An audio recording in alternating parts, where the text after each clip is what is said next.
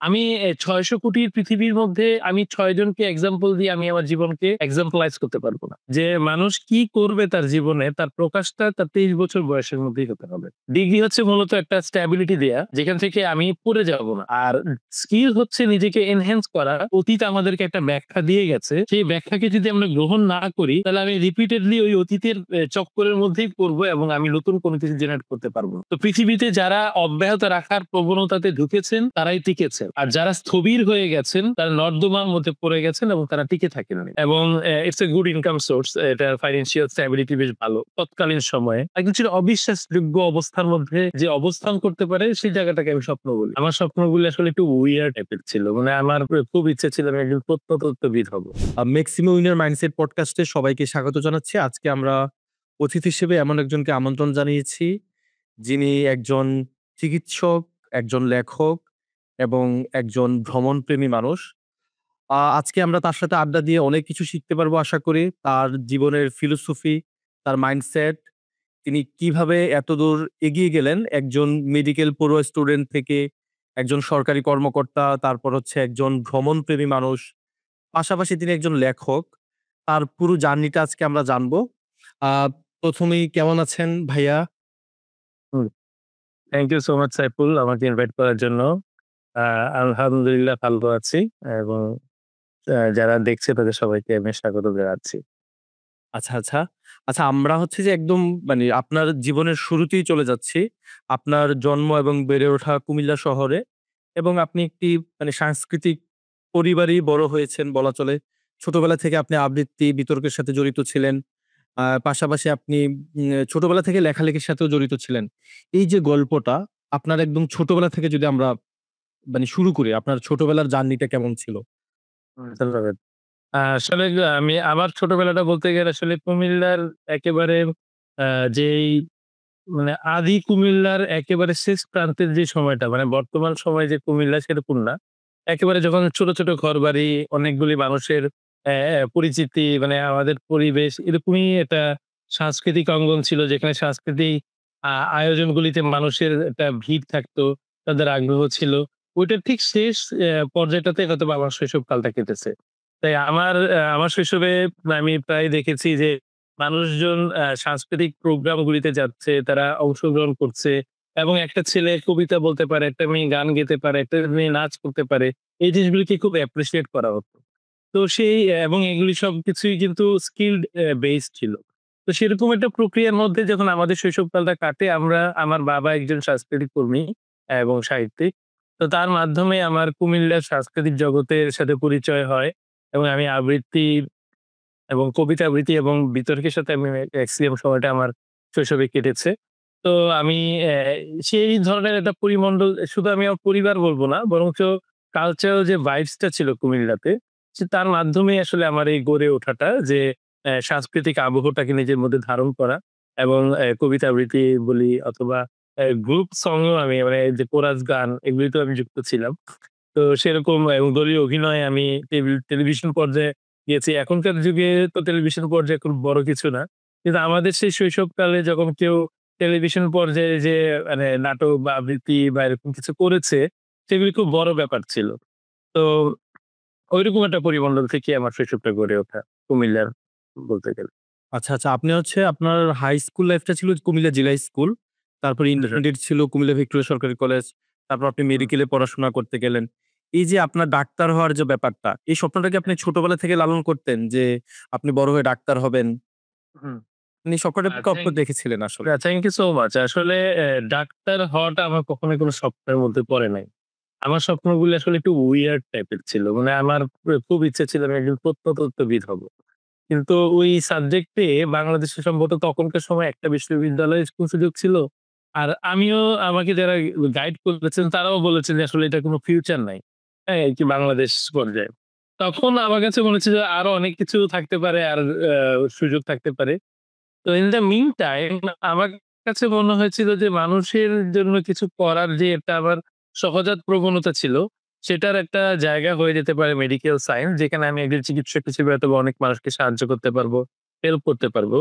এবং it's a good income source. এটার financial stability বেশ ভালো। তৎকালীন সময়ে হিসেবে যদি আমি বলি যখন আমি আমার ক্যারিয়ার বিল্ড আপ এর কথা চিন্তা করেছিলাম। তো সেই জায়গা থেকে আসলে আমার এই মেডিকেল কলেজের দিকে চিন্তা করা, এটা আসলে ইন্টারমিডিয়েট এর পরপরই বলা যায়। এমন না যে আমার ছোটবেলার স্বপ্ন ছিল আমি ডাক্তার হব। আচ্ছা, তার মানে ডাক্তার না হলে আপনি প্রত্নতত্ত্ববিদ হইতেন। আপনার ইতিহাসবিদ হইতে পছন্দ করতাম বেশি। প্রত্নতত্ত্ব আচ্ছা, তো আমার হয় নাই, সুযোগ তো ছিলই। কিন্তু ইতিহাস খুব টানে। তাই আমি হয়তো ইতিহাসবিদ হইতেও খুব পছন্দ করতাম। কিন্তু এটারও বাংলাদেশে কোনো ক্যারিয়ার নেই। তাই আমি জানি না আসলে আচ্ছা। কি এটা। আচ্ছা, এবার হচ্ছে যে আপনি যে আপনার আমরা একটু আপনার লেখক জীবনে যাই। আপনি হুম। আপনার ১ম বইটা প্রকাশ করেছিলেন মেবি আপনার বয়স যখন ২৩ কিংবা ২৪, রাইট? হ্যাঁ, ২৩ বছর। আচ্ছা, আপনার ওই সময়ের একটা লক্ষ্য কি ছিল যে আপনি ২৩ বছরেই কেন একটা বই প্রকাশ করতে গেলেন? মজার একটা স্টোরি আছে আসলে বিহাইন্ড দিস। আ বিষয়টা হচ্ছে যে আমি আসলে ১ম গল্প লিখেছি ২৪শে সেপ্টেম্বর ২০০১ সালে। হ্যাঁ? এবং সেটা একটা কুমিল্লার একটা জাতীয়, কুমিল্লার থেকে প্রকাশিত একটি জাতীয় পত্রিকা ছিল তৎকালীন সময়ে। রূপসী বাংলা, যদিও পরবর্তীতে আঞ্চলিক পত্রিকা বর্তমানে একেবারে স্থানীয় পত্রিকা হয়ে গেছে। তো রূপসী বাংলার তখনকার দিনের খুব রেপুটেশন ছিল। তো সেখানে আমার একটা সায়েন্স ফিকশন ছাপা হয়েছিল। তো আমার সায়েন্স ফিকশনটা আসলে বেশ বাংলাদেশের যত আ প্রতিভাশালী এবং প্রভাবশালী সায়েন্স ফিকশন লেখক ছিলেন, তাদের লেখাগুলিরই প্রভাব ছিল আমার লেখার মধ্যে বেশি। তো আমি সেরকম কয়েকটা সায়েন্স ফিকশন লেখার পরে আমার কাছে মনে হচ্ছিল যে একটা বই লেখা যায়। ইন দ্যা মিন টাইম আমি একটা গল্প পড়েছিলাম। একজন ব্যক্তি বলেছিল যে সেটা সম্ভবত আইজ্যাক নিউটনই বলেছিলেন যে, "মানুষ কি করবে তার জীবনে তার প্রকাশটা তার ২৩ বছর বয়সের মধ্যেই হতে হবে।" এবং এর কারণ সম্ভবত সে নিজেও ২৩ বছর বয়সেই আ যে গতিসূত্রগুলো ছিল সেগুলো আবিষ্কার করেছিল। তো এই জায়গা থেকে আমার কাছে মনে হচ্ছিল যে আমাকে যদি লেখালেখির জগতে কিছু করতে হয়, তখনও তো আসলে আমি মানে কি করব এটা ইয়ে না। মানে আমার কাছে মনে হচ্ছিল লেখালেখির জায়গাটাকে আমি লেখক পরিচয়টাকে একটু স্ট্যাবিলিটির পর্যায়ে নিয়ে যেতে গেলে ২৩ বছর বয়সটাকে আমাকে টার্গেট করতে হবে। যে এই জায়গাতে আমি এমন কিছু করব যাতে আমাকে কেউ পরবর্তীতে লেখকের জায়গা থেকে বাদ না দিতে পারে। তো সেখান থেকে আসলে ২৩ বছর বয়স থেকে আমি টার্গেট করেছি যে আমার ১ম বইটা যাতে ২৩ বছর বয়সে প্রকাশিত হয়। এটা খুব immature ডিসিশন এবং খুবই immature চিন্তা। কিন্তু আমার আগ্রহটা ছিল খুব ম্যাচিউর যে আমি আমার লেখক সত্তাটাকে আমি কতটা প্রায়োরিটি দিয়েছি সেটাকে আমি আসলে এই মুহূর্তে থেকেও আমি রেসপেক্ট করি। Though the content I was written there, মানে আমি ওই সময় যা লিখেছি হয়তোবা আমি এই পর্যায়ে এসে হয়তোবা এটাকে লিখতে পছন্দ করতাম না এবং প্রকাশের জন্য আমার যে বর্তমান ধারণা তার সাথে তখনকার ফিলোসফি একেবারেই মিলে না। আমি এখন আ বলব না যে একজন ২৩ বছর বয়সে হলেই তাকে বই প্রকাশ করতে হবে। বরঞ্চ সমৃদ্ধশীল এবং সাহিত্যের জগতে যে প্রভাবটা রাখতে পারে তাকেই আসলে বই প্রকাশ করা উচিত। কিন্তু ওইটা আমার একেবারে immature হলেও সেটা আমার আগ্রহের জায়গা থেকে প্রকাশিত। আচ্ছা, থ্যাংক ইউ। আপনার আমরা যদি লেখালেখি বাহিরে গিয়ে চিন্তা করি, লেখালেখি ছাড়াও তো এখনকার এই জেনারেশনের ছেলেমেয়েরা অনেক কিছু করতে চায়। তো সেই ক্ষেত্রে হুম। কি ২৩ বছর বয়সটাকে টার্গেট করা উচিত কিনা? আমার মনে হয় যে যদি আরো অন্য কিছু করতে চায়, লেখালেখি না, বই প্রকাশ একটা বড় জায়গা। এটা বিশাল মানে জ্ঞানের সম্ভারের ক্ষেত্র। এর বাইরে আরো অনেক কিছু করার আছে। আরো অনেকই আসলে করা উচিত। এবং সেই জায়গাতে আমি বলব যে ২৩ বছর কেন? এটা যদি ১৭ বছর হয় it will be good enough. কারণ এটা বর্তমান যুগটা হচ্ছে গিয়ে স্কিল বেসড যুগ এবং বর্তমান যুগে মানুষের আ কাছে যে পৌঁছাতে পারে তার গ্রহণযোগ্যতা বেশি। এটার জন্য আপনি ৬৮ বছর বয়সের হন আর ১৮ বছর বয়সের হন, এটা কোনো বিষয় না। বিষয়টা হচ্ছে আপনি কি প্রোডাক্টিভ কি কাজ করছেন এবং অডিয়েন্স বা যে গ্রহীতা যে পার্টিসিপেট আপনার কাছে আছে, তারা কোনটা চাচ্ছে তার সাথে আপনার সংযোগ হচ্ছে কিনা। এখন যেমন আমি বললাম যে আমি প্রত্নতত্ত্ববিদ হতে চাই এবং সাপোজ বাংলাদেশে এখন প্রত্নতত্ত্বের কোনো কিছুই নাই। তাইলে আমার এই হওয়াটার মধ্যে কোনো লাভ নেই।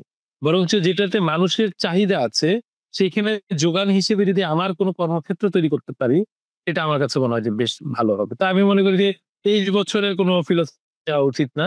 বরঞ্চ যখনই যে সুযোগ আছে নিজেকে স্কিল বেসড স্কিল ডেভেলপমেন্ট এর দিকে যাওয়া উচিত।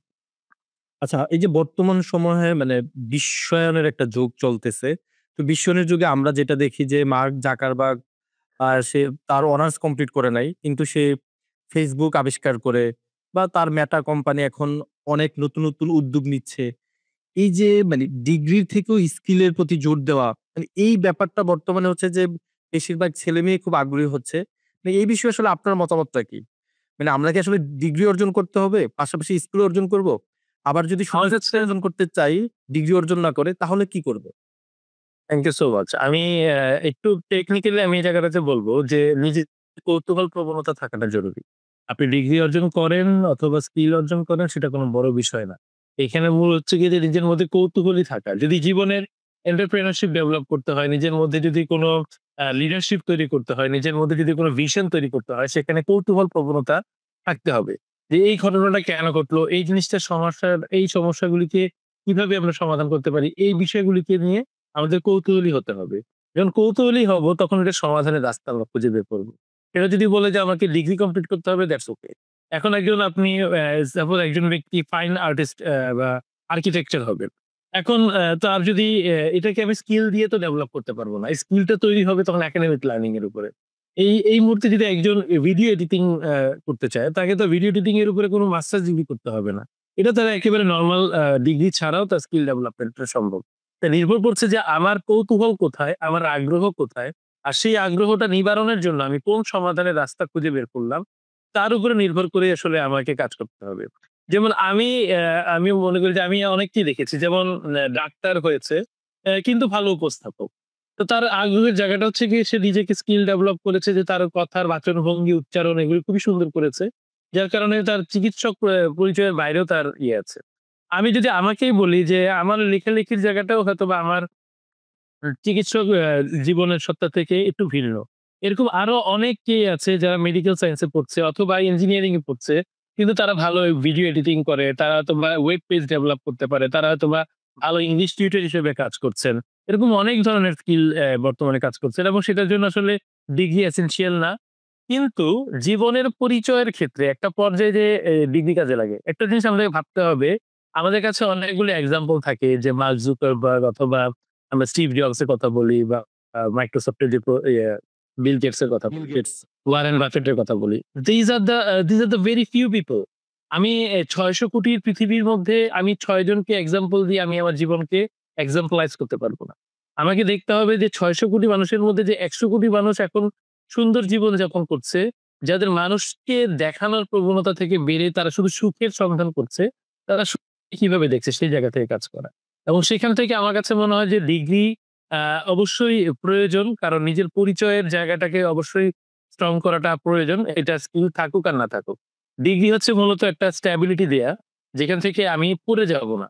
আর স্কিল হচ্ছে নিজেকে এনহ্যান্স করা। যে আমি যদি একটা এক্সাম্পল দেই, একটা বল আমার হাতের মুঠোয় আছে। সেই বলটাকে যদি আমি আকাশের দিকে ছুঁড়ে মারি, সে যত উপরের দিকে উঠবে সেটা হচ্ছে গিয়ে স্কিল। আর বলটা যখন আবার নিচে পড়ে আসবে সেটা আবার আমার হাতে পড়লো বা মাটিতে পড়লো, সেই বলটা বলের মতন আছে কিনা সেটাই হচ্ছে আসলে ডিগ্রির গ্রহণযোগ্যতা। আচ্ছা, ঠিক আছে? এটাই আমি এই যে একটা বলে বলতে পারি। আচ্ছা মানে এখনকার সময়ে যারা মানে এই জেনারেশনের ছেলেমেয়েরা বর্তমান সময়ে আমরা দেখি যে বাংলাদেশে একটা বেকারত্বের সমস্যা খুবই প্রকট হুম। আকারে ধারণ করেছে। সেক্ষেত্রে বর্তমানে অনেকেই পরামর্শ দিচ্ছে সবাইকে উদ্যুক্ত হওয়ার জন্য এবং এই যে এখন অনেক এখনকার ছেলেমেয়েরা উদ্যুক্ত হওয়ার দিকেই ঝুঁকছে বেশিরভাগ ছেলেমেয়েরা।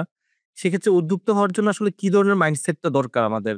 বা এই যে চাকরি নির্ভর জীবন থেকে বের হয়ে আসার জন্য আমাদের মাইন্ডসেটটাকে কোন মানে কিভাবে ঠিক করা উচিত? আসলে এইখানে একটা ফ্যালাসি আছে। আমি একটু বলি। এখানে ফ্যালাসিটা বিষয়টা এরকম যে, আমরা উদ্যোক্তা হতে আমাদের বর্তমানে অনেকেই এনকারেজ করেন। কিন্তু উদ্যোক্তা কি শুধুমাত্র নিজেই বিজনেস করার মধ্যে সীমাবদ্ধ? তাকে যদি একটা টুল তৈরি করতে হয়, তাহলে তো কাউকে চাকরি দিতে হবে। এবং তার যদি টিম বিল্ড আপ করতে হয়, তাহলে তো কাউকে চাকরি দিতে হবে। তো তাকে কাউকে না কাউকে চাকরি দিতে হবে। তো সেই মানুষটা যে চাকরি নিবে, সেও তো একজন উদ্যোক্তা হতে চেষ্টা করবে। তাহলে কি আমাদের কি শুধু উদ্যোক্তাই তৈরি হবে কিন্তু চাকরি করবে না? বিষয়টা হচ্ছে এরকম যে আসলে আমাদের আ নির্ভর করছে আমাদের বর্তমান চাহিদাটা কোথায় এবং চাহিদার নিরূপণের জন্য আমরা কতটুক বিস্তৃত চিন্তা করছি।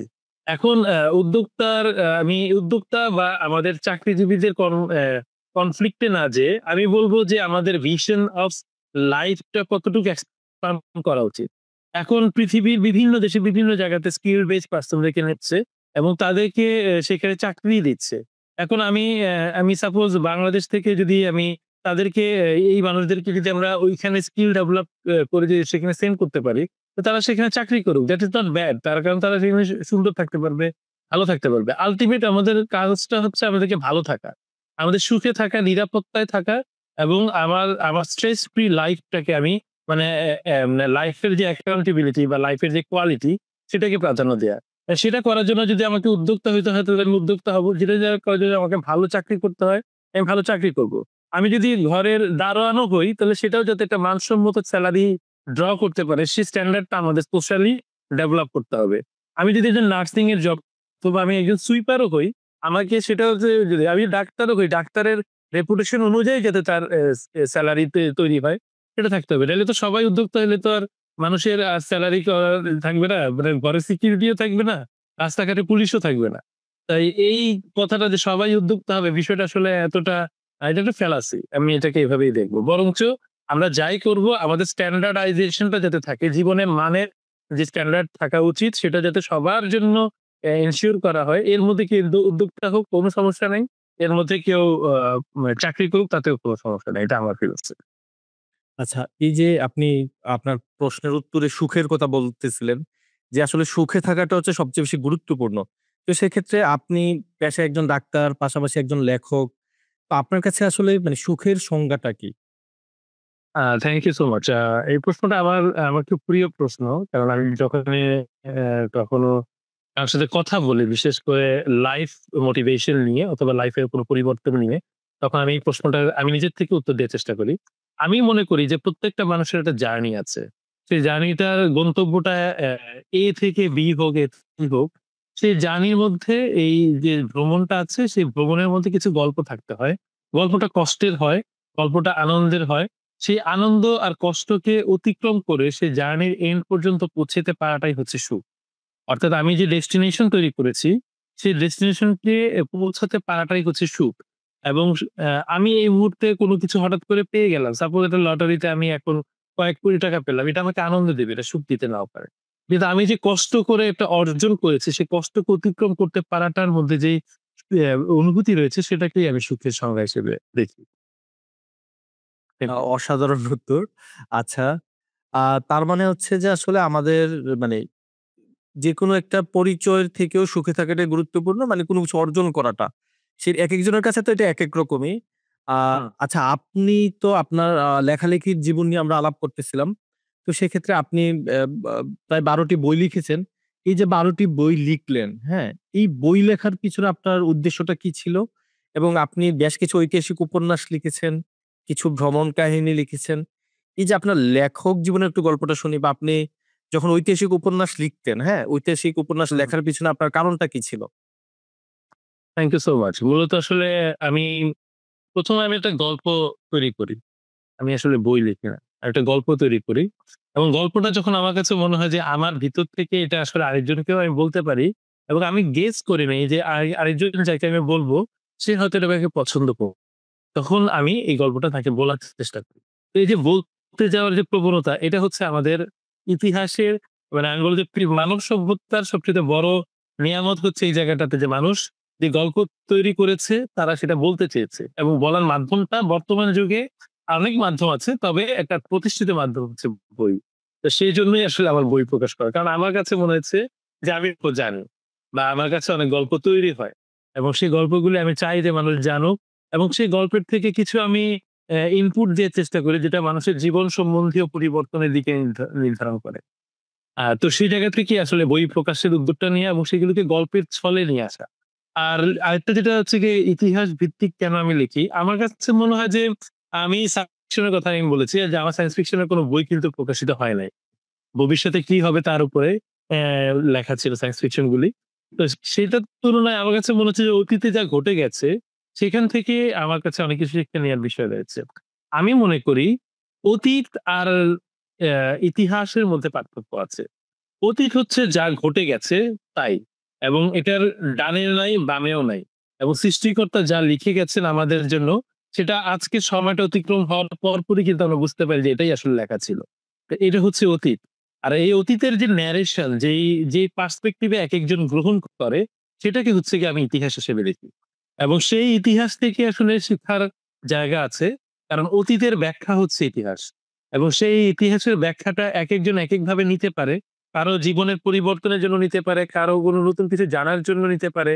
কারো জীবনের মানে আমরা যদি বলি যে আমি একটু ডিফারেন্টলি বলি, মহাজাগতিক যে জ্ঞানের সম্ভারটা রয়েছে, সেটা কিন্তু প্রত্যেকটা মানুষের একেকটা প্রত্যেকটা জীবের, শুধু মানুষ না, প্রত্যেকটা জীবের জীবন ধারণের প্রবাহ থেকেই একটা জ্ঞানের মানে প্রবাহ তৈরি হয়েছে। সেই জ্ঞানের প্রবাহ থেকে যদি আমি লব্ধ জ্ঞান না নেই, তাহলে আমার ভবিষ্যৎটা কখনোই সেভাবে গড়ে উঠবে না। যেই ঘটনা একবার ঘটে যেয়ে ইতিহাস অতীত আমাদেরকে একটা ব্যাখ্যা দিয়ে গেছে, সেই ব্যাখ্যাকে যদি আমরা গ্রহণ না করি, তাহলে আমি রিপিটেডলি ওই অতীতের চক্করের মধ্যেই পড়বো এবং আমি নতুন কোনো কিছু জেনারেট করতে পারবো না। কিন্তু সভ্যতার ফলে আমাদেরকে নতুন কোনো কিছুতে জেনারেট করে এই প্রবাহকে অব্যাহত রাখতে হবে। তো পৃথিবীতে যারা অব্যাহত রাখার প্রবণতাতে ঢুকেছেন, তারাই টিকেছেন। আর যারা স্থবির হয়ে গেছেন, তারা নর্দমার মধ্যে পড়ে গেছেন এবং তারা টিকে থাকেননি। তাই সেই জায়গাতে জ্ঞানের প্রবাহকে প্রবাহিত রাখার জন্য আমাকে অতীতকে জানতে হবে এবং তার থেকে নতুন কিছুকে আমার নিয়ে আসতে হবে। এজন্য এই অতীতকে জানানোর মাধ্যমটাই হচ্ছে আমার কাছে ইতিহাসের পাঠ এবং সেজন্যই আমি ইতিহাস ভিত্তিক উপন্যাসগুলিকে লিখেছি। Thank you. আ দারুণ উত্তর। আসলেই মানে ইতিহাস থেকে আসলে আমাদের অনেক কিছুই শিখার থাকে এবং মানে আমরা দেখি যে ইতিহাসের অনেক ঘটনাই পুনরাবৃত্তি হয় ভবিষ্যতে। আ আ সেক্ষেত্রে আপনি যে উদ্যোগ নিয়েছেন এবং আপনার বেশ কিছু বই খুবই জনপ্রিয়তা পেয়েছে। 'মাৎসন্যায়' বা যেটা পরবর্তীতে 'মহাস্থবির শিলভদ্র' নামে প্রকাশিত হয়েছে। তারপর 'সেই আগুন সেই আলো', তারপর 'মহাকবি আলাওল'। মানে এর পাশাপাশি আপনি বেশ কিছু ভ্রমণ কাহিনী লিখেছেন। আ এবার আসলে আপনার লাস্ট একটা ভ্রমণ কাহিনীর বই ছিল 'তুর্কি দেশে মুসাফির'। আ এই বইটা সম্পর্কে একটু জানতে চাচ্ছি। এই বইটা আপনি কেন লিখলেন বা আপনি কেন সেই তুর্কি দেশেই গেলেন ভ্রমণ করার জন্য? আচ্ছা, থ্যাংক ইউ সো মাচ। এটার আসলে আ বেসিক কারণটা হচ্ছে এটা আমি যেটা একটা ডেস্টিনেশন অফ কল। লাইক আমার যখন কোভিড হয়েছিল, আমি কোভিড এর সময় যখন মানে বাসাতে বন্দি, সেই সময়টাতে আমার হাতে একটা মোবাইল ছিল আর আমি একটা টার্কিশ সিরিজ দেখেছিলাম। তো আমার তুরস্কের জায়গা সম্পর্কে খুব মানে আমার খুব আইডিয়া কম ছিল। মানে তুরস্ক দেশটা আসলে কেমন? শুধুমাত্র আমার আ মানে মাওলানা রুমি সম্পর্কে ধারণা ছিল। আর কামাল আতাতুর্ক সম্পর্কে জানতাম এবং অটোমান সাম্রাজ্য সম্পর্কে শুনেছি এবং তুর্কির ইতিহাস বলতে গেলে যেটা যে তাদেরকে মানে আমাদের খেলাফতের পতন ঘটলো। খেলাফত আন্দোলন এই উপমহাদেশে হয়েছে। তো আমি তখন থেকে চিন্তা করলাম যে এই যে ১৯১৮ থেকে ১৯২৫ পর্যন্ত খেলাফত আন্দোলন কিন্তু এই সাবকন্টিনেন্ট এ ওয়ান অফ দা বড় একটা মোটো ছিল। এবং তারা যুগপৎ আন্দোলন করেছিল তখন কংগ্রেসের সাথে ব্রিটিশ পতনের জন্য। তো সেই জায়গা থেকে এই খেলাফত আন্দোলনটা কেন আমরা এত অ্যাডপ্ট করলাম? কেন এই খেলাফতের ইম্পোর্টেন্স এত বেশি? এবং কেন এইটার পতন ঘটলো? এই ইতিহাসগুলি ঘাঁটতে, ঘাঁটতে আমি আসলে তখন তুরস্কের যেই মূল এসেন্স টা তাদের যেই আ যেই সামাজিক কাঠামো, তাদের রাজনৈতিক কাঠামো, কামাল আতাতুর্কের আবির্ভাব, কেন তাকে সবাই গ্রহণ করলো? তার কি অবস্থা? মুসলিম ব্রাদারহুড এর মতন করে তুরস্কে যে এরদোগানের যে জনপ্রিয়তা সেটাকে কেন তারা অ্যাডপ্ট করে নিচ্ছে? এই অনেকগুলি প্রশ্ন আমার মধ্যে কাজ করছিল। তার সাথে আমি দেখলাম যে তাদের যে ইতিহাস ভিত্তিক যে তাদের স্ট্রাকচার গুলি, সেগুলিকে তারা এখন পর্যন্ত ইনটেক্ট রেখেছে। তখন আমার কাছে মনে হলো যে একটা ইতিহাসকে মনে হয় সশরীরে দেখার একটা দারুণ সুযোগ হতে পারে যদি আমি তুরস্কে যাই। তো আমার এই ট্রিপটা আমার তুরস্কে যাওয়াটা হয়তো আমার একেবারে ব্যক্তিগত আগ্রহ থেকে তৈরি হওয়া। কিন্তু আমার কাছে মনে হয় যে আমি যতটুক জেনে গিয়েছিলাম, তার ৫ ভাগ আসলে মানে আমি জেনে গিয়েছিলাম। বাকি ৪ ভাগে আমি ওইখানে যেয়ে জেনেছি যে তুরস্ক আসলে অনেক ডাইভার্সড, অনেক মাল্টিকালচারাল এবং অনেক মাল্টি রিসোর্সফুল একটা দেশ। আমি মনে করি যে পৃথিবীর ইতিহাসকে জানার জন্য যে কয়েকটা দেশে যাওয়া অবশ্যই মানুষের প্রয়োজন। সেখানে তুরস্ক একটা বড় একটা ভূমিকা রাখবে। এটা আমার মনে হয়। তো সেখান থেকে আসলে তুর্কি দেশের মুসাফির এই বইটা লেখা। এবং এটা একটা গতানুগতিক উপন্যাসের ভ্রমণ কাহিনী বলব না। বরঞ্চ আমি ইতিহাসের মিশেলে আমি লিখার চেষ্টা করেছি যাতে পাঠক শুধুমাত্র কোথায় ঘুরেছি আর কেমন ভালো লেগেছে বিষয়টাকে না জেনে, ইতিহাসের কোন এসেন্স টা থেকে, কোন জায়গা থেকে আমি একটা কাঠামোকে বা একটা বিল্ডিং কে, একটা নিদর্শনকে সুন্দরের জায়গাটার ব্যাখ্যা করেছি সেটা হয়তোবা তারা দেখতে পারবেন, জানতে পারবেন। আচ্ছা এই যে আপনার ভ্রমণের যে ব্যাপারটা, হ্যাঁ? আপনি এর আগেও কম্বোডিয়াতে গিয়েছিলেন। ওখানকার কাহিনী নিয়ে একটা ভ্রমণ কাহিনী লিখেছিলেন। তারপর আপনি কাশ্মীরে গিয়েছিলেন। আরো বিভিন্ন দেশেই যাচ্ছেন। প্রতিনিয়ত ট্যুর দিচ্ছেন। সেক্ষেত্রে আপনার এই ভ্রমণের নেশার পিছনে আপনার ফিলোসফিটা কি ছিল?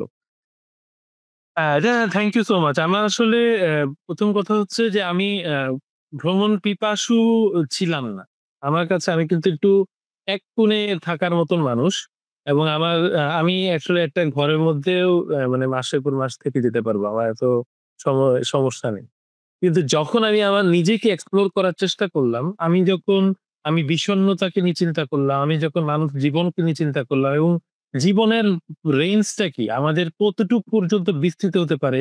এই ধরনের বিষয়গুলিকে নিয়ে চিন্তা করলাম। তখন আমি দেখলাম যে মানুষের সাথে মেশা ছাড়া আমার কোনো উপায় নেই।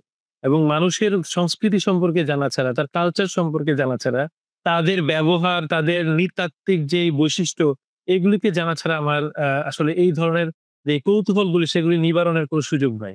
হ্যাঁ? যে কেন মানুষ আরেকটা মানুষকে গ্রহণ করে নেয়? কেন একটা মানুষ আরেকটা মানুষকে ভালোবাসতে পারে? কেন একটা মানুষ আরেকটা মানুষের সংস্কৃতিকে, কালচারকে গ্রহণ করে নিজের মধ্যে ধারণ করতে পারে? এই ধরনের এই কেনর উত্তরগুলি খোঁজার জন্য আসলে আমাকে আরো অনেক প্রশ্ন আছে, যেগুলি আমাকে ভ্রমণ পিপাসু করে তুলেছিল। এবং আমি ক্যাম্বোডিয়া গিয়েছিলাম, সিঙ্গাপুর গিয়েছি, এগুলি অনেকগুলি আছে। তবে আমি এ এই কয়েকটা ভ্রমণের থেকে আমি যেটা পেয়ে এলাম যে শুধুমাত্র মানুষ বা সংস্কৃতি না, আল্লাহর দেয়া এই পুরো পৃথিবীটাই আসলে আমাদের জন্য নিয়ামত। এবং আমি আসলে খুব একটা সময় আমি খুব বেশি সৃষ্টিকর্তার আ আ অনুগামী ছিলাম না। কিন্তু এখন আমি প্রচন্ড রকম অনুগামী হয়েছি শুধুমাত্র ভ্রমণের কারণে।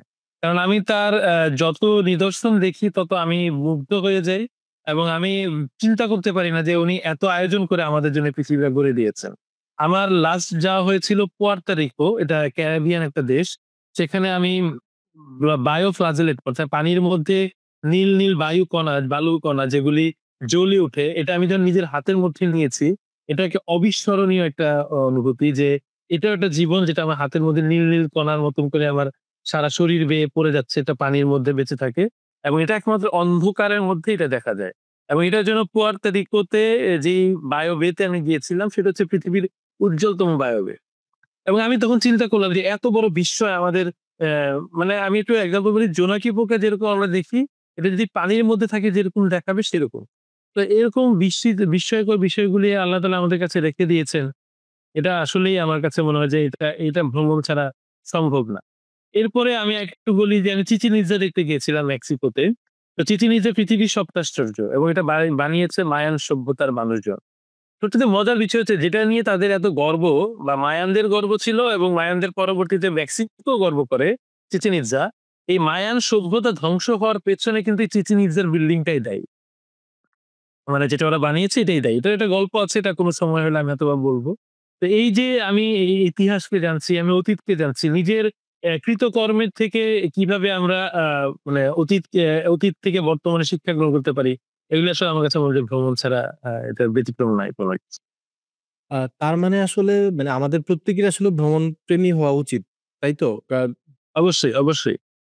আমার কাছে মনে হয় যে জীবনের যেকোনো পর্যায় থেকে যেকোনো জায়গাতেই হোক, হাঁটতে বের হওয়া উচিত, ঘুরতে বের হওয়া উচিত, মানুষের সাথে কথা বলা উচিত। মানুষকে ভালোবাসা উচিত, মানুষের সাথে ভালো করে ব্যবহার করা উচিত। তাহলে নিজের মধ্যে যেই কুপ্রবণতা থাকে, নিজের মধ্যে যেই হিংস্রতা এবং হিংসা থাকে সেগুলো অনেকটুকু কমে যায়। অসাধারণ। আর আপনি আরেকটি কথা বলছিলেন যেটা হচ্ছে যে ভ্রমণ করলে বিষণ্ণতা থেকে দূরে থাকা যায়। আপনি নিজেও আ ডিপ্রেশন প্রিভেনশন নিয়ে কাজ করছেন। আপনার নিজের প্রতিষ্ঠা করা একটা ফাউন্ডেশন রয়েছে, নীলাব্র ফাউন্ডেশন। যেটার মূল উদ্দেশ্য হচ্ছে যে কিভাবে মানুষকে ডিপ্রেশন থেকে দূরে রাখা যায়। আমরা এখন আপনার ফাউন্ডেশনের সেই গল্পটা শুনতে চাচ্ছি।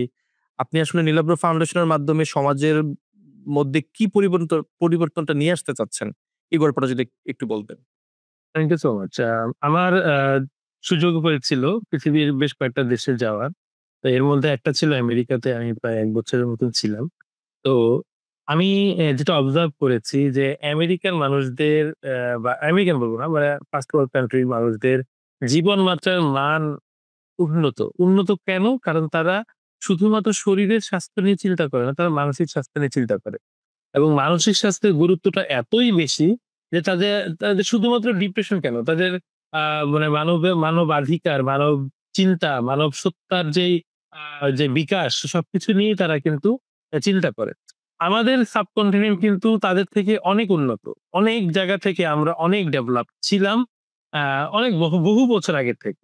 এবং আমাদের চিন্তা, আমাদের চেতনা, আমাদের বিশ্বাস কিন্তু মানুষ অ্যাডপ্ট করে নিত। অন্যান্য সভ্যতা সেগুলিকে অ্যাডপ্ট করে নিয়েছে।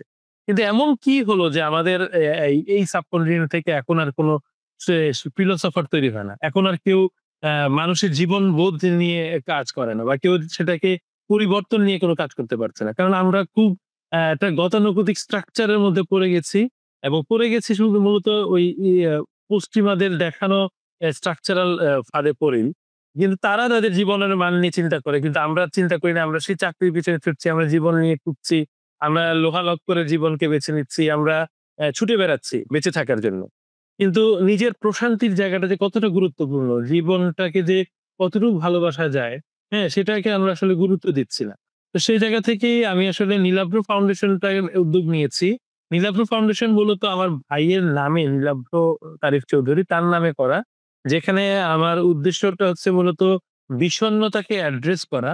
বিষণ্ণতাকে শুধুমাত্র একটি অ্যা স আ বলব যে উপশম অথবা কোনো একটা মানসিক অবস্থা থেকে না দেখে এটাকে যে রোগও হতে পারে, সেটার মধ্যে মানুষকে সচেতন করা এবং বিষণ্ণতার মাধ্যমে যে আরো অনেক রোগের সৃষ্টি হয় সেটা মানুষকে জানানো এবং সেটাকে আসলে কিভাবে দূর করা যেতে পারে, মানুষ কিভাবে আরো প্রোডাক্টিভ জীবনে প্রবেশ করতে পারে, সেটার জন্যই কিন্তু আসলে আমার এই নীলাভ্র ফাউন্ডেশনের উদ্যোগ নেয়া।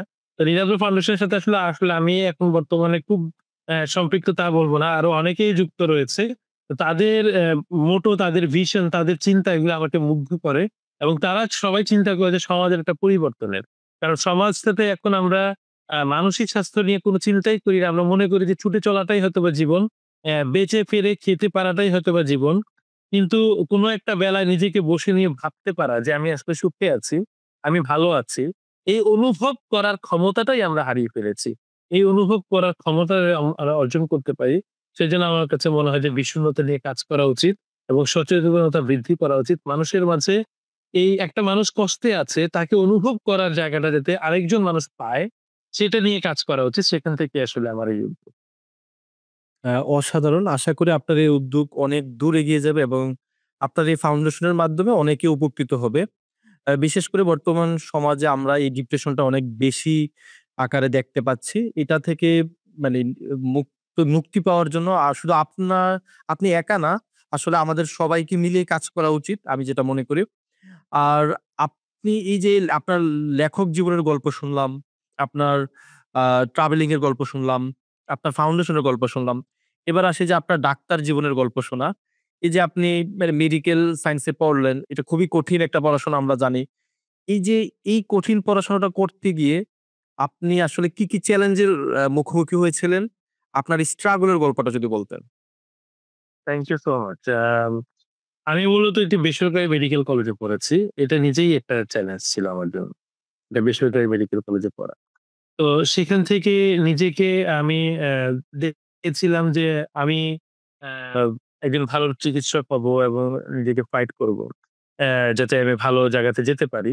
কিন্তু আমার মেডিকেল জার্নির একেবারে প্রতিটা পর্যায়ে আসলে আমাদের আমরা আমি এমন একটা প্রাইভেট মেডিকেলে পড়েছি যেখানে অনেক সময় ছাত্র আন্দোলনও হতো। তো সেখানে বেশ বাধার সম্মুখীন আমি হয়েছিলাম। মানে আদালত পর্যন্ত যেতে হয়েছিল এরকম কিছু। তো সেগুলি পার এসেই আমার যখন মেডিকেল জীবনটার একটা এন্ডিং এ আসে, তখন আমি চিন্তা করেছি যে আমার এই জায়গাটাকে মানে মেডিকেল সেক্টরটাকে জীবনটাকে আমি আরেকটু অ মানে এনহান্স করব এবং আমার সুযোগটা ছিল যে আমি যখন ইন্টার্নি করি, তখনই আমি আসলে আমার সরকারি চাকরি বা বিসিএস এর একেবারে রিটেন আমার হয়ে গেছিল। এবং আমার মেডিকেল কলেজের থেকে ১ম এ একজন আপা হয়েছিলেন বিসিএস ক্যাডার এবং ছেলেদের মধ্যে আমি ১ম বিসিএস ক্যাডার হয়েছিলাম আমার মেডিকেল কলেজ থেকে। তো সেই জায়গা থেকেই আসলে মানে আমি বলব যে আমি লাকি যে আমার মেডিকেল লাইফ এর যেই স্ট্রাগল ছিল, বিশেষ করে ফাইন্যান্সিয়াল বলি অথবা যে মেডিকেল কলেজে পড়ার যে একটা মানসিক আ দু অশান্তি থাকে, সেই জায়গাগুলি আমাকে আসলে স্ট্রং করেছে যাতে আমি খুব দ্রুত নিজেকে সাকসেস এর দিকে নিয়ে যেতে পারি। তো আমি সামহাউ নিজেকে সাকসেসফুল মনে করি যে আমি অন্তত মেডিকেল সেক্টর থেকে যতটুকু আমার পাওয়ার আগ্রহ আমি রেখেছিলাম, আশা করি যে আমি ততটুকু আমি পেয়েছি এবং করার জন্য যে আগ্রহ ছিল সেটাও আমি করতে পেরেছি ডিউরিং দ্যা কোভিড টাইম। আচ্ছা, আপনি সম্ভবত বাংলাদেশে একদম ১ম করোনা রোগী শনাক্ত করেছিলেন, আমি যদি ভুল না করি। আ না, বিষয়টা এরকম না। আচ্ছা। করোনা রোগী শনাক্ত হয়েছিল ৮ই মার্চ। এটা ঢাকায় জামালপুরের দিকের ঘটনা। কুমিল্লাতে আমরা ১৯শে মার্চ ১ম করোনা রোগীর স্যাম্পল কালেকশন করেছিলাম। তখনকার দিনে এটা খুব বড় ব্যাপার। এটা করোনা স্যাম্পল কালেকশন করা মানে আমার উদ্যোগ ছিল। এবং আমি যেহেতু একটা ফিল্ড এপিডেমিওলজি ট্রেনিং প্রোগ্রাম নামে একটা ইউএসসিডিসির একটা ফেলোশিপ করেছি। তাই আমার ইনফেকশন প্রিভেনশন নিয়ে আমার কাজ রয়েছে। তাই কুমিল্লাতে আমি হচ্ছে বাংলাদেশের ১ম একজন এপিটিপি ফেলো যিনি আ আইডিসিআর এর বাইরে মানে কুমিল্লার মতন কোন একটা জেলাতে যে কাজ করছি এককভাবে। এবং আমি কুমিল্লার এবং একমাত্র এফিটিপি ফেলো যে ১ম কোন জেলাতে এপিডেমিওলজি সেল আমরা গঠন করেছিলাম। এবং আমি একজন কোঅর্ডিনেটর ছিলাম তখন কোভিড এর সময়। এবং তখন যখন একটা সাসপেক্টেড করোনা রোগী আসে, তখন তার স্যাম্পল কালেকশনটাকে আমরা ভিডিও করেছিলাম এবং সেই ভিডিওটা প্রচার করেছিলাম যাতে অন্যরাও স্যাম্পল কালেকশন ভয় না পায় এবং কিভাবে করতে হবে সেটাকে দেখার উদ্যোগটা নিয়েছিলাম। তো সেই জায়গা থেকেই আমি বলব যে আমার এটা ছিল আমার ১ম কাজ। আর যেটা আমাদের বর্তমানে বাংলাদেশে অনেকে হাত ধুয়ে যে হাসপাতালের বাইরে হাত ধোয়ার একটা বেসিন করা হয়েছিল। তো সেটা ১ম করা হয়েছিল আমার মাধ্যমে। পুরো বাংলাদেশের ১ম hand wash corner in front of the hospital building during the Covid time. এটা ১ম করা হয়েছিল মনোহরগঞ্জ উপজেলা স্বাস্থ্য কমপ্লেক্সে ২০শে মার্চ ২০২০ সালে। এরপরে ২২ থেকে ২৩ তারিখের মধ্যে অন্যান্য উপজেলারাও আমার এই উদ্যোগটা দেখে তারাও এটা থেকে উদ্যোগ গ্রহণ করেছে। পরবর্তীতে বাংলাদেশ সরকার জনস্বাস্থ্য প্রকৌশলের মাধ্যমে সবগুলি অ্যা সেন্টার গুলিতে হাসপাতাল বা বাজার এলাকাতে এরকম বেসিন স্থাপন করে দিয়েছিল। আচ্ছা, এই যে করোনাকালীন সময়ে আপনি যে দায়িত্ব পালন করেছেন জীবনের ঝুঁকি নিয়ে, পরবর্তীতে আপনি নিজেও করোনাতে আক্রান্ত হয়েছিলেন। এই যে একটা জার্নি, পাশাপাশি বাংলাদেশের চিকিৎসা ব্যবস্থার যে দুরবস্থা আমরা প্রচুর সমালোচনা শুনি। আপনি যদি পুরো সামগ্রিকভাবে বাংলাদেশের স্বাস্থ্য খাতের সমস্যাগুলো বা যে বাংলাদেশের মানুষের যে ক্রাইসিস চিকিৎসা ব্যবস্থা নিয়ে, এই ব্যাপারগুলো সম্পর্কে আমাদের একটু জানাতেন। যেহেতু আপনি ডেপুটি সিভিল সার্জন হিসেবে কাজ করেছেন কুমিল্লাতে। আ সেই ক্ষেত্রে আপনার এই জিনিসগুলো আপনি আরো বেশি জানবেন। আমাদেরকে যদি একটু জানাতেন। Thank you so much. এটা এত বিশাল একটা প্রশ্ন। এটার উত্তরটা এত বিশাল যে এটা আমি হয়তোবা কয়েকটা সেশন দিয়েও আমি হয়তোবা শেষ করতে পারব না। এটার উত্তর এত বিশাল। তবে আমি যেটা বলব যে আমি আমার মানে অবজারভেশন অনুযায়ী বলব, আমাদের মানুষরা খুব আমরা মানে ছোট, ছোট বিষয়গুলিকে নিয়ে এত বেশি আমাদের এক্সপেকটেশন তৈরি করে ফেলি, আমরা বিগ এর কিছু চিন্তাই করতে পারি না। বড় কিছু কনস্ট্রাকটিভলি চিন্তাও করতে পারি না। এবং আমাদের সহজাত প্রবণতাতে আমরা এতটা বেশি চিকিৎসাকে বাণিজ্যকরণের দিকে এতটা নিয়ে যাওয়া হয়েছে অ্যা পর্যায়ক্রমে পুরো থ্রু আউট দ্যা বাংলাদেশের হিস্ট্রি বা আরো আগে থেকেই যে আমরা এটাকে কিভাবে এখন একটা সামাজিক নিয়ে আসবো বা স্বাভাবিক পর্যায়ে মানুষের বান্ধব হবে সেটা কিন্তু আসলে অনেক বড় চ্যালেঞ্জ। আমি আমার একটা এক্সাম্পল দিয়ে বলতে পারি যে আমরা একটা জেলা একটা এলাকাতে কয়টা হাসপাতাল হওয়া উচিত এই ধরনের কোনো অ্যাসেসমেন্টই আমাদের নাই। তো যে দিনে দেখা যায় যে কোনো একটা রাস্তার মধ্যে অথবা চারপাশে যেদিকে তাকাবো সেদিকেই হাসপাতাল। এরকম অনেক রাস্তা আমি দেখতে পাবো। কুমিল্লার মধ্যেই আছে। মানে ডানে বামে কিন্তু প্রয়োজন নাই। একটা এলাকার মধ্যে সরকারি হোক আর বেসরকারি হোক এটার কোনো প্রয়োজন নাই যে এতগুলি হাসপাতাল থাকা। মূলত এটা মোটোটা হওয়া উচিত এরকম যে সাপোজ একটা উপজেলাতে ২০ টা হাসপাতাল হতে হবে। সেই ২০ টা হাসপাতাল কোথায়, কোথায় হবে সেটার জন্য তারা লাইসেন্স নিবে এবং সেটা টেন্ডারের মাধ্যমে হতে পারে, বিডির মাধ্যমে হতে পারে। যে ভালো উদ্যোগ নিবে সে ওই লাইসেন্সটা পাবে এবং তারা ওই হাসপাতালটাকে পরিচালনা করবে। সরকারি হাসপাতাল যেই এলাকায় থাকবে সেখানে কোনো বেসরকারি হাসপাতাল থাকার প্রয়োজনই থাকবে না। এবং সরকারি হাসপাতাল আর বেসরকারি হাসপাতালের মধ্যে পার্থক্যটা হবে একটাই যে সরকারি হাসপাতালে রোগীদের টাকাটা সরকার একটা ভর্তুকি দিবে। কিন্তু রোগীদেরও পার্টিসিপেশন থাকতে হবে। আর বেসরকারি হাসপাতালে মেক্সিমাম পোরশনটা রোগী দিবে। কিন্তু বেসরকারিদেরও কিছুটা পার্টিসিপেশন থাকতে হবে। বা তাদের সার্ভিসের ওরিয়েন্টেশনটা থাকতে হবে। স সরকারি এবং বেসরকারি ২ টা হাসপাতালেরই সেবার মান সমান হতে হবে। একেবারে ইকুইভ্যালেন্ট টাইপের হতে হবে। এবং ২ টার মধ্যে সমন্বয় থাকতে হবে। অর্থাৎ আমার একটা রোগী যদি এখন সরকারিতে যেয়ে যদি বেসরকারিতে যায়, যদি সরকারি হাসপাতালে সেটার সেবা দেয়া না হয়, তাহলে সরকারি হাসপাতালেরও এই লায়াবিলিটি নিতে হবে যে তার সেবাটা নিশ্চিত করার জন্য তাকে কোন জায়গায় পাঠানো হচ্ছে সেটা যাতে তারা মনিটর করতে পারে। অর্থাৎ রেফারেন্স সিস্টেমটা যাতে স্ট্রং থাকে। এবং একটা এলাকায় যেই কয়টা হাসপাতাল থাকবে তাদের মধ্যে সমন্বয় থাকতে হবে যে কোন ক্যাটেগরির ওষুধ বা রোগ তারা সেখানে চিকিৎসা দিচ্ছে। যদি জেনারেল সব রোগের চিকিৎসা কোন একটা হাসপাতাল দিয়ে থাকে তাকে সুপার স্পেশালাইজড ট্যাগ দিতে হবে এবং সেটা রিসোর্স যাতে বিল্ড আপ হয় সেখানে সরকারি উদ্যোগ থাকতে হবে। এরকম অনেক কিছুই থাকতে হবে। সেই সাথে চিকিৎসকদের, নার্সদের এবং মেডিকেল স্বাস্থ্যকর্মী যারা রয়েছে, টেকনিশিয়ান বা সুইপার, তাদের প্রত্যেকের সামাজিক নিরাপত্তা এবং সম্মান নিশ্চিত করতে হবে। এটার বিকল্প কোনোভাবেই হবে না। একজন যেটা দেখা যায় যে কোনো একটা রোগী আ কোনো কারণে যদি মৃত্যুবরণ করে, তখন দেখা যায় যে স্থানীয় মানুষজন উত্তেজিত হয়ে হাসপাতাল ভেঙে দিচ্ছে। এটা তো একটা অ্যাসেটের নষ্ট বা একটা জিনিসকে ধ্বংস করে ফেলা এবং যেই রোগীকে বাঁচানোর যে স্পৃহাটা আছে চিকিৎসকের, সেটাকেও ধ্বংস করে ফেলা। একই সাথে কিছু সাংবাদিক থাকেন, মানে একেবারে মানে আমি বলব যে তাদের কোনো আ মানে মেডিকেলীয় জ্ঞান নাই। সেখান থেকে তারা বলে বসেন যে এটা ভুয়া চিকিৎসা বা ভুল চিকিৎসার মাধ্যমে হয়েছে। এই কথা বলার সাথে, সাথেই তারা সেখানে মারার জন্য উদ্যোগও নিয়ে নেন। হ্যাঁ? কিন্তু তারা চিন্তাই করতে পারে না যে এই যে চিকিৎসকটাকে বা যে নার্সকে তারা মারছেন, তার নিরাপত্তা হানি করছে।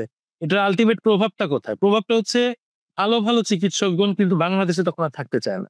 তারা তখন বাংলাদেশ থেকে যে অন্য দেশে সার্ভিস দিতে চায়, কারণ তারা নিরাপত্তা নিয়ে অনিশ্চিত হয়ে যায়।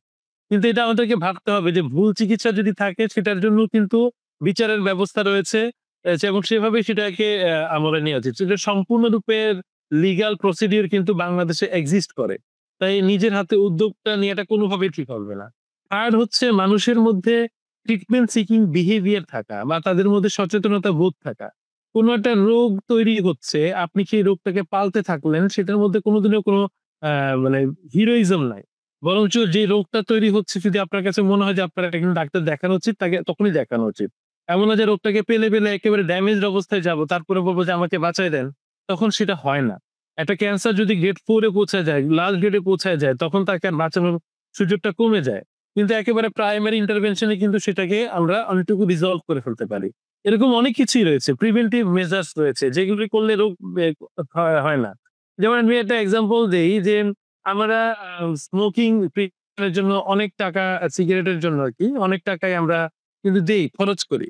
কিন্তু সিগারেট কিন্তু কনজিউমার লেভেলে যদি কমে যেত, তাহলে কিন্তু আসলে যদি মানুষ গ্রহণ না করত, তাহলে কিন্তু আসলে এইটার সংক্রান্ত অনেক রোগ আমাদের কমে যেত। এবং অনেক হাসপাতালের ডিমান্ড আমাদের কমে যেত। অনেক ফুসফুসের রোগ আমাদের কমে যেত।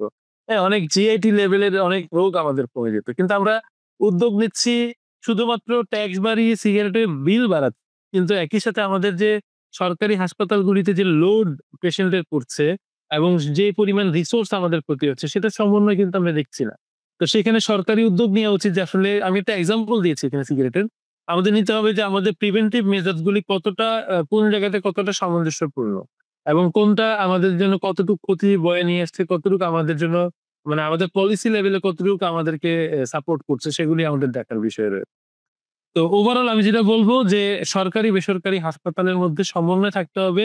সংখ্যাটাকে লিমিট করতে হবে, কিন্তু অনেক বেশি কোয়ালিটি বাড়াতে হবে। এটা ছাড়া কোনো বিকল্প নাই। এটাই। আচ্ছা, অসংখ্য ধন্যবাদ। মানে আপনি আসলে অল্প কথায় অনেক বড় করে উত্তর দিয়ে দিলেন। মানে আমরা বুঝতে পারলাম যে আসলে এই এত বড় সমস্যা, এটার জন্য আসলে আমাদের বাংলাদেশের জনগণ, সরকার আমি এবং আমি যা বলেছি, আমি যা আসলে ১০০ ভাগের ১ ভাগও না। এটা আরো অনেক বিশাল। মানে সামগ্রিকভাবে আসলে সবারই সচেতন থাকা দরকার এই বিষয়ে। আচ্ছা, আমরা হচ্ছে এবার আপনার পেশাগত জীবনকে একটু দূরে রেখে আমরা হচ্ছে আপনার ফিলোসফিগত চিন্তাভাবনার দিকে চলে যাই। আপনি মাঝখানে ক্ষমা বিজ্ঞান নিয়ে একটু গবেষণা করা শুরু করেছিলেন। এই যে ক্ষমা বিজ্ঞান মানে হচ্ছে যে কাউকে ক্ষমা করা যায়, এটাও মানে বৈজ্ঞানিক দৃষ্টিতে ভাবা। এই ক্ষমা বিজ্ঞান সম্পর্কে যদি আমাদের দর্শকদেরকে একটু বলতেন। Thank you so much. এটা আসলে আমি নিজেও এটার এখন স্টুডেন্ট। আমি এটার যে উদ্যোক্তা বা এটার যিনি বলবো যে এটার যে জনক, উনি হচ্ছেন প্রফেসর এভারেট ওয়ার্থিংটন। উনি আ আ ভার্জিনিয়াতে থাকেন এবং উনি যেটা বলেন যে ক্ষমা করার মাধ্যমে মানুষের মধ্যে জীবনের অনেকগুলো পরিবর্তন ঘটে। একটা হচ্ছে যে যতক্ষণ ধরে আমি কোন একটা অপরাধকে দেখি, অপরাধের একটা স্কেল আমরা তৈরি করে ফেলি। এই অপরাধটা কত বড়, কত ছোট, কতটুকু মিডিয়াম, কতটুকু লেভেলে আছে। সেই অপরাধের অনুযায়ী মানে স্কেল অনুযায়ী আমরা তখন একটা অটোমেটিক্যালি একটা জাজমেন্ট তৈরি করি যে এই যে অপরাধ করেছে তাকে আমরা এরকম পর্যায়ে শাস্তি দিব। তো সেই শাস্তির লেভেলটাকে আমরা যখন নির্ধারণ করে ফেলি, তখন আমরা যখন এটাকে তৈরি করে নেই যে এই শাস্তি তাকে পেতে হবে, তখন যখন এটা হয় না, তখন আমরা নিজেদের মধ্যে অস্থিরতা বোধ করতে থাকি। আমাদের এই অস্থিরতাটা এটা কখনো মাইল্ড লেভেলে থাকে, যদি অপরাধকে আমরা কল্প দেখি।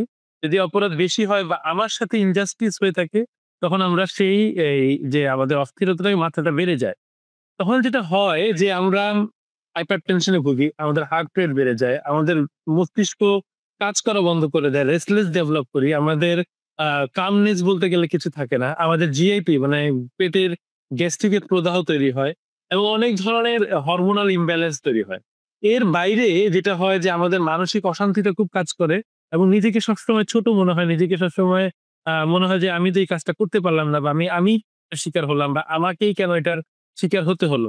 তো উনি ওনার প্রফেসর ওয়ার্ডিংটনের অবজারভেশনে যেটা দেখা গেছে যে যখন কোন একটা অপরাধ হয়, অপরাধের যে স্কেলটা আছে সেই স্কেলের মধ্যে কিছু ব্লক আছে। অর্থাৎ এ, বি, সি, ডি এরকম এটা একেকটা ব্লক মিলে একটা অপরাধের স্কেল দাঁড়ায়। তো সেই ব্লকের মধ্যে কিছু আছে যেটা আমার সাথে রিলেটেড, একেবারে ব্যক্তিগত, যে আমি এই অপরাধকে কোনোভাবেই মাফ করতে পারছি না। দ্বিতীয় হচ্ছে আমার আশেপাশের মানুষজন এই অপরাধকে মাফ করতে পারছে না। তৃতীয় হচ্ছে সোশ্যালি, সামাজিকভাবে এই অপরাধকে কোনোভাবে মাফ করা যাচ্ছে না। আরেকটা হচ্ছে কি ন্যাশনালি বা আমরা জাতীয়তা বা জাতীয় দিকভাবে আমরা বলি যে এই অপরাধকে আমরা কোনোভাবেই মাফ করতে পারছি না। তো কোনটা আমার রিলেটেড, কোনটা ন্যাশনাল রিলেটেড, কোনটা সোশ্যাল রিলেটেড, কোনটা কালচারাল রিলেটেড।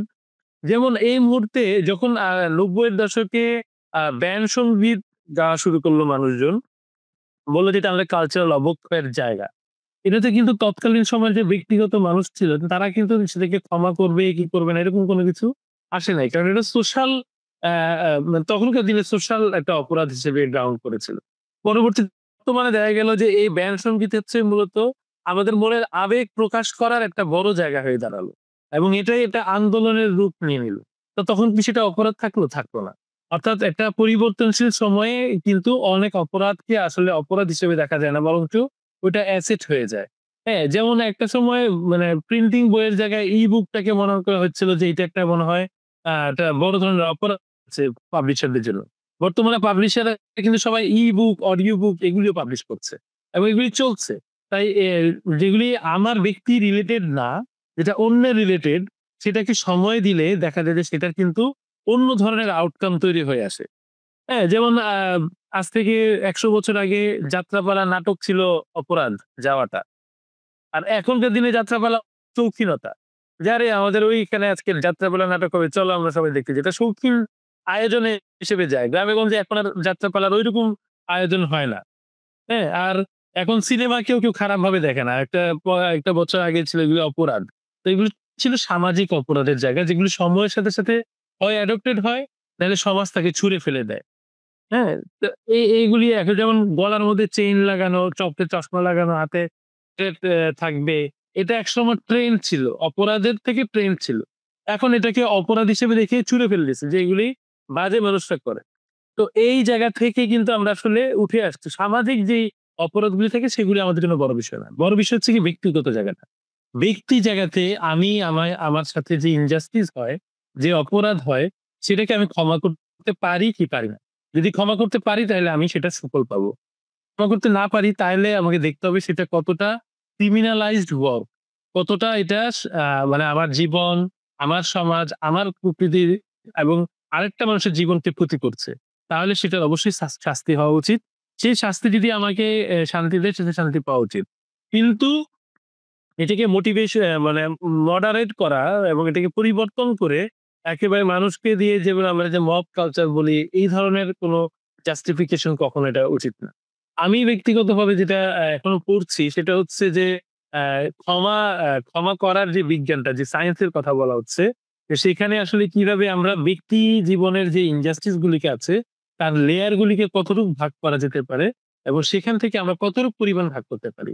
প্রফেসর ওয়ার্ডিংটন বলেছেন যে 100% ক্ষমা যদি কেউ করতে পারে that is great. The prophet has done this, যে নবীজি এটা করেছেন। কিন্তু সব মানুষ যে 100% ক্ষমা করতে পারবে না তা না। কেউ হয়তোবা 90% ক্ষমা করতে পারবে। সে 90% ক্ষমাই করুক। যে 10% ক্ষমা করতে পারবে সে 10% ক্ষমাই করুক।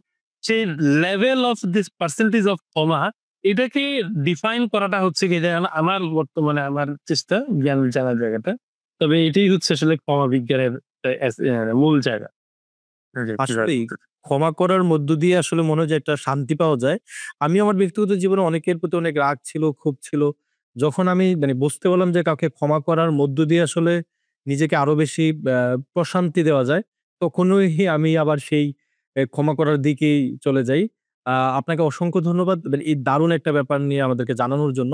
আমি আমরা একদম শেষ পর্যায়ে চলে আসছি। তারপরেও আরেকটা ইন্টারেস্টিং বিষয় সেটা হচ্ছে যে ব্যর্থতা। আপনি যেটা মনে করেন যে আপনার ডিকশনারিতে ব্যর্থতা বলে কোনো শব্দই নাই। এই যে ব্যর্থতা শব্দটাকে আসলে আপনি কিভাবে সংজ্ঞায়ন করেন? ব্যর্থতা নিয়ে যদি আপনি একটু বলতেন আমাদেরকে।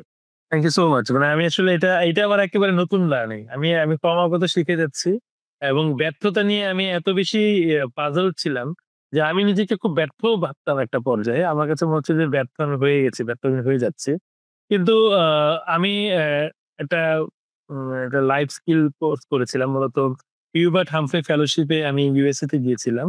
তো সেখানে আমাদেরকে যে অনেক কিছু শেখানো হচ্ছে এর মধ্যে একটা জিনিস আমি শিখেছি সেটা হচ্ছে গিয়ে হাউ টু অ্যাডপ্ট দ্য ফেইলিউরিটি। এবং তখন আমি যেটা বুঝতে পেরেছি আসলে ফেইল বলতে কোনো কিছুই নেই। ব্যর্থতা বলতে জীবনটার যে গতি সেটা শুধু একটা পরিবর্তনের জায়গা তৈরি করে একটা ব্যর্থতা। আমাদের তথাকথিত সামাজিকভাবে প্রসিদ্ধ যে ব্যর্থতার সংজ্ঞা সেটা আমাকে একটা বাধা তৈরি করে। কেউ ওই বাধাটাকে আবার অতিক্রম করে, কেউ হয়তোবা নতুন ডাইরেকশন তৈরি করে নেয়। এইটাই হচ্ছে গিয়ে মূলত পরিবর্তনের জায়গা। তাই আমি মনে করি যে আমার যেই গন্তব্য আছে সেই গন্তব্যে পৌঁছানোর জন্য যে সকল রাস্তাগুলি তৈরি হয়ে আছে, সেই রাস্তাগুলি দেখার জায়গাটাই হচ্ছে তথাকথিত সমাজের যে ব্যর্থতার সংজ্ঞা সেটা। আসলে কোনো ব্যর্থতার কোনো কিছু নাই। শুধু রাস্তাকে দিক পরিবর্তন করতে হয়। রাস্তাকে রাস্তার মতন করে খুঁজে বের করতে হয়।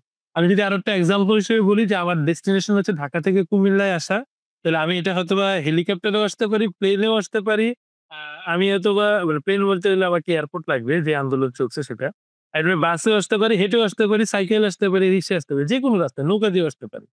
তো আমি কোন রাস্তায় যদি আমি কোন একটা রাস্তা দিয়ে আসতে গিয়ে যদি ব্যর্থতার শিকার হই, তাহলে আমার জন্য আরেকটা রাস্তা খোলা আছে কিনা, সেটা আমি দেখতে পারছি কিনা, সেটাই হচ্ছে মূলত আমাকে দেখার সুযোগটা করে দেয় ব্যর্থতা।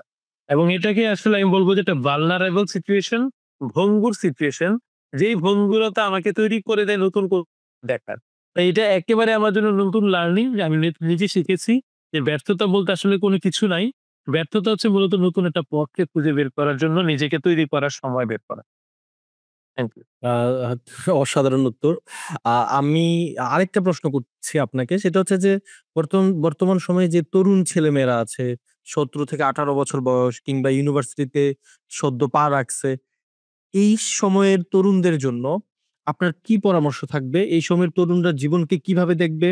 তারা তাদের স্বপ্নকে আ তারা কিভাবে স্বপ্ন দেখবে? কিভাবে তারা তাদের স্বপ্নের কাছে পৌঁছাবে? এবং তাদের ফিলোসফিটা কি হওয়া দরকার? তাদের মাইন্ডসেটটা কি হওয়া দরকার? আপনি যদি একটু বলতেন। Thank you so much.